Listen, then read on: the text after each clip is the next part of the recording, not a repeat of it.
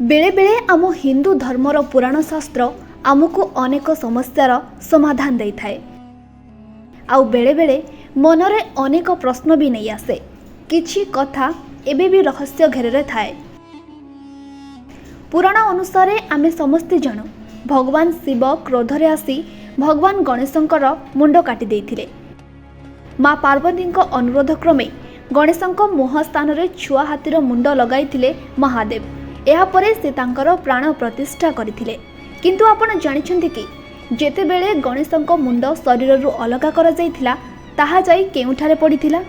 एहा उत्तराखंड रे थिबा पिथौरागढ़ पाताल भुवनेश्वर गुंफारे रहिछि। पुराण अनुसार भगवान गणेशंक मुंड पाताल भुवनेश्वर गुंफारे जाई पडिथिला। आज भी गुंफारे गणेशक कटा मुंड सेठारे रहिछि। ताहाले आसंतु जानिबा एहार रहस्य। पुराण रे मध्य एही गुंफा विषय रे कहा जायछि। जेबे भगवान शिव रागरे आसी गणेशंक मुंड काटी देथिले सेबे ताहा जाई पाताल भुवनेश्वर गुंफारे पडिथिला।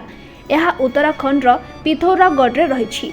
पिथौरागढ़ जिल्लार गंगोलीहाट ठारू 14 किलोमीटर दूर रे एही गुंफा रहिछि। एही गुंफा सह भगवान शिव और गणेशंक अनेक पौराणिक कथा जड़ित मध्य रहिछि। पाताल भुवनेश्वर गुंफा 160 मीटर लंबा और 90 मीटर चौड़ार बोली सूचना मिली।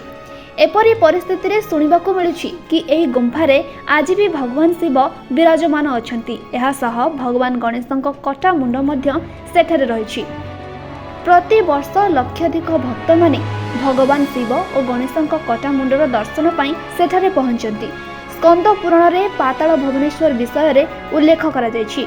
पुराण रे कहा जायछि कि गणेशंक मुंड एही गुंफा को खसिथिला। एपरि मध्य कहा जाउछि कि भगवान शिव ही असली मुंड को एही गुंफारे सुरक्षित रखिथिले। तेबे एही गुंफारे भगवान गणेशंक कटा मुंड पत्थर आकार रे रहिछि। एही पत्थर उपरे 108 पाखुड़ा थिबा ब्रह्म कमल होइछि, जेउथिरु अमृतर बिंदु बाहरी भगवान गणेशंक मुंडरे पडुछि। ब्रह्म कमल को नै मान्यता रहिछि कि एहार स्थापना भगवान शिव ही करिथिले।